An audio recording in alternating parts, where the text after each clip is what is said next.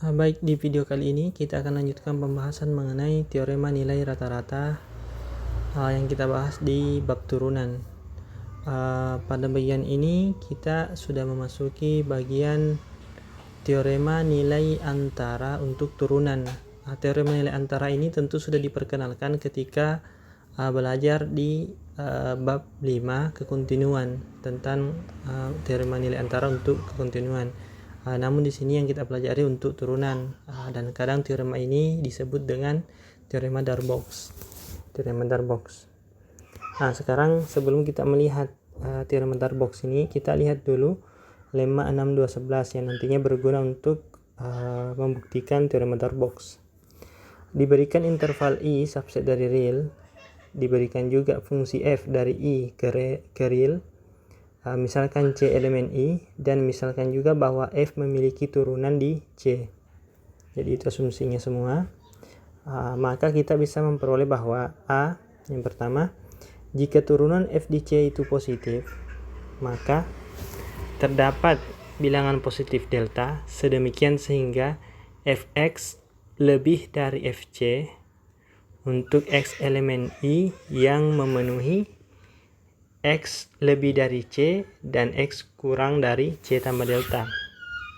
Yang kedua, jika turunan F di C itu negatif, maka terdapat bilangan positif delta sedemikian sehingga Fx-nya lebih dari Fc untuk X elemen I yang memenuhi C kurang delta kurang dari X kurang dari C, atau X-nya lebih dari C kurang delta dan X-nya kurang dari C. Nah, sekarang bagaimana kita membuktikannya? Dari bentuk ini? Sebelum kita lihat buktinya, mungkin kita lebih bagus melihat dulu interpretasinya supaya lebih jelas. Jadi di sini f aksen C lebih dari 0. Sebagaimana kita tahu konsep turunan itu kaitannya dengan gradien kalau di geometri. Dan kalau turunan di titik C berarti gradien garis singgung kurva pas di C. Jadi katakanlah kita punya kurvanya seperti ini. Kita punya kurvanya misalnya seperti ini. Katakanlah seperti itu. Maka maksud dari f aksen C lebih dari 0 berarti gradiennya itu seperti ini memang. Jadi garis singgungnya itu bisa kita gambarkan kurang lebih seperti ini garis singgungnya. Inilah yang menunjukkan gradiennya di C itu lebih dari 0. Tentu dengan konsep ini atau dengan hal ini yang diketahui, maka kita bisa jamin bahwa kurvanya itu setelah di C tidak mungkin langsung turun. Jadi tidak mungkin langsung tiba-tiba turun seperti ini. Pasti ada jarak sedikit atau banyak bisa yang kelihatannya di situ grafiknya, misalnya di sini. Pasti ada jarak sehingga ini naik terus. Untuk gambar ini ya naik terus sampai di sini. Artinya gradien di sini nanti pasti positif. Nah, di daerah ini yang dijamin adanya delta. Delta itulah yang di sini jaminannya, misalnya terdapat delta sehingga di sini kan nanti C tambah delta. Jaraknya ini ke sini kan delta. Sehingga nilai-nilai X yang ada di sini, yang ada di bawah sini, kalau kita akan ke fungsinya, di sini Fx-nya itu lebih dari Fc. Ini sesuai dengan teoremanya. Itu secara geometrisnya saya kira cukup jelas. Sekarang kita langsung beralih ke buktinya, tinjauan analisisnya. Pertama kita buktikan bagian A. Untuk bagian B nya silahkan dicoba sendiri karena caranya serupa. Kita lihat dulu. Karena di sini diketahui f aksen C itu positif, dan menurut definisi di turunan itu kan artinya kalau f aksen C berarti limit X menuju C, ini kan sama dengan f aksen C. Limit ini sudah ada. Limit X menuju C, Fx kurang Fc per X kurang C itu positif jadinya ini. Kemudian dengan menggunakan teorema di limit ini, kita perhatikan yang ini dan yang ininya diperhatikan. Kemudian gunakan teorema di limit. Di teorema limit, teorema 429 itu mengatakan bahwa pasti kita punya bilangan positif delta, sehingga jika X itu anggota domain fungsi, ini anggota domain fungsi, dan dia terletak di persekitaran delta titik C, dalam hal ini mutlak S kurang C lebih dari 0 dan kurang dari delta, maka berlaku fx kurang fc per x kurang c lebih dari 0. Ini bisa dilihat di teorema 429. Dengan asumsi di 429 keseluruhannya ini sebagai fungsi f-nya. Di 429. Pokoknya ini sebagai fungsinya. Saya lupa pakai f atau pakai g di situ. Yang jelas itu yang sebagai fungsinya secara keseluruhan. Namun itu tidak mengurangi tidak menjadi penghalang untuk kita menggunakan teorema 429 karena semua syarat masih terpenuhi setelah kita buat seperti ini. Kemudian selanjutnya kita lihat dengan memiliki hasil ini yang lebih dari 0, kemudian kita tinjau di teorema yang kita inginkan di sini kan x elemen i dengan sifat yang ini, x lebih dari c. Sekarang deltanya sudah ada. Ini dari sini kan deltanya sudah ada, berarti di sini kita sudah punya c kurang delta kurang dari x kurang dari c tambah delta. Nah, di sini yang kita kerjakan adalah disyaratkan hanya mulai dari c, berarti kita ambil nanti di sini x lebih dari c. Ini kan x lebih dari c kurang delta. Kita ambil di sini x lebih dari c ini. Sehingga jika x elemen i yang juga memenuhi s lebih dari c, tentu tetap kita mengingat yang ini. Maka kita punya ini fx kurang fc sama dengan kita kali saja x kurang c per x kurang c. Ini kan 1 sebenarnya. Namun karena kita punya x lebih dari c, maka ini aman dilakukan. Sehingga kita punya x kurang c, x-nya lebih dari c, berarti ini lebih dari 0. Ini juga lebih dari 0, berarti tidak 0, berarti ini 1 kan. Ini yang 1 sebenarnya. Makanya aman. Namun di sini yang dimanfaatkan adalah yang ininya. Sebentar. Kita manfaatkan ini x lebih dari c, atau ini nilainya keseluruhan lebih dari 0. Kemudian ini keseluruhan juga ikut ke atas ini lebih dari 0, berarti perkalian bilangan positif dengan positif pasti positif, berarti hasilnya pasti lebih dari 0. Maka kita punya fx kurang fc itu lebih dari 0, atau kita sudah menyimpulkan bahwa ini tadi x elemen i, x lebih dari c, dan x kurang dari ini, x kurang dari c tambah delta ini berakibat fx kurang fc lebih dari 0 atau fx lebih dari fc. Teorema terbukti untuk bagian A-nya. Bagian B-nya silahkan dicoba, itu sama. Dan ininya juga secara geometrisnya juga serupa. Secara geometrisnya kalau kita lihat. Ini sebenarnya kan dari geometrisnya kita bisa pahami bahwa memang terjadi seperti itu. Cuma itu tidak cukup. Kita tentu membutuhkan buktinya secara analisisnya kayak bagaimana. Seperti ini.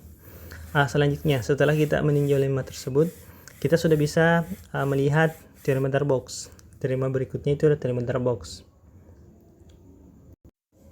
Untuk teorema Darboux ini sendiri, bunyinya seperti ini. Jika f terdiferensial pada i itu interval tertutup A, B, dan k adalah bilangan real yang nilainya terletak antara f aksen A dan f aksen B, maka katanya terdapat paling tidak satu titik C anggota interval terbuka A, B, sehingga f aksen C sama dengan k. Nah, perlu saya pertegas bahwa untuk di teorema nilai antara di kekontinuan yang populer kita lebih kenal, sebenarnya dia yang lebih dikenal sebagai teorema nilai antara kalau saya tidak salah. Di sini f-nya syaratnya kontinu. Kemudian di sini k sama, di sini pakai f, di sini juga pakai f, bukan f aksen. Di sini juga pakai f. Itu yang kekontinuan, teorema nilai antara di kontinuan. Ini untuk teorema Darboux, itu untuk turunan. Seperti itu. Nah, kita kembali ke Darboux-nya. Bagaimana membuktikan teorema ini? Untuk membuktikan teorema ini, kita lihat dulu. Di sini kan k-nya antara f aksen A dengan f aksen B, berarti andaikan f aksen A-nya lebih kecil. Ini tidak mengurangi keumuman kita. Jadi kadang juga nanti terjadi f aksen A-nya itu lebih besar daripada f aksen B. Namun kita asumsikan saja ini yang terjadi. Saya kira itu cukup jelas, tidak masalah kita lakukan. Kemudian selanjutnya kita definisikan fungsi baru, fungsi G pada I, yang didefinisikan sebagai Kx, K yang ini tadi, dikurangi Fx. Saya kira ini fungsinya tetap sama, tetap terdiferensial pada I. Mengapa? Kx kan terdiferensial, F itu sudah jelas terdiferensial, maka penjumlahannya atau pengurangannya tetap terdiferensial pada I. Kemudian di sini karena F-nya kontinu, KX-nya kontinu, maka G juga kontinu. Kenapa bisa F-nya kontinu? Karena F-nya terdiferensial. Sedangkan terdiferensial itu merupakan syarat cukup untuk fungsi kontinu setelah diberikan di teorema sebelumnya. Sehingga kalau kita punya G kontinu, maka menurut di kekontinuan, maka ada teorema di kontinuan. Kalau mungkin teorema maksimum minimum, kalau saya kurang ini tidak salah ingat, maka bisa kita jamin bahwa G mencapai titik maksimumnya pada I. G mencapai titik maksimumnya. Sekarang kita coba lihat. G aksen A kan nanti ini hasilnya. G aksen A itu kan turunan dari KX kan K, turunan dari Fx itu F aksen S, masukkan A-nya berarti G aksen A sama dengan K kurang F aksen A. Karena kita punya di sini ini, berarti kan K dikurang F aksen A dari sini, hasilnya positif ini. Positif, berarti G aksen A-nya positif. Kemudian karena G aksen A-nya positif, kita bisa gunakan ini yang di atas. Saya bersihkan dulu yang di atas supaya mudah kita lihat yang mana ininya kegunaannya. Berarti ini yang sebagai G aksen A nya nanti. Karena kita punya itu, maka menurut lemma 6211 bagian A ini, maka nilai maksimumnya dari fungsi G ini tidak mungkin adalah di A. Menurut ini kan, kalau G di sini kan F aksen C, berarti di sini G aksen A. Kalau di sini diganti A, berarti di sini nanti jadi A kurang dari X kurang dari A tambah delta. Dan di sini katanya Fx itu lebih dari Fa jadinya, atau di sini G, kalau di bawah kita ikuti G. Berarti Gx lebih dari Ga. Berarti kita katakan Ga itu bukan nilai maksimum karena kan ada Gx yang lebih dari dia. Makanya ini terpenuhi. Kita bisa katakan bahwa G tidak mencapai titik maksimumnya di A ini menggunakan lemma itu. Kemudian sama halnya dengan kalau kita bekerja di titik B, itu sama. Nanti didapat G aksen B-nya seperti ini, kurang dari 0, gunakan juga bagian B-nya tadi lemmanya. Kita akan peroleh kesimpulan bahwa maksimumnya juga tidak mungkin tercapai di B. Ini sama. Karena itu kita bisa simpulkan bahwa maksimumnya tidak tercapai di A, juga tidak tercapai di B. Di sini kan ada misalnya A, sini ada B. Maksimumnya tidak di sini, tidak di sini juga.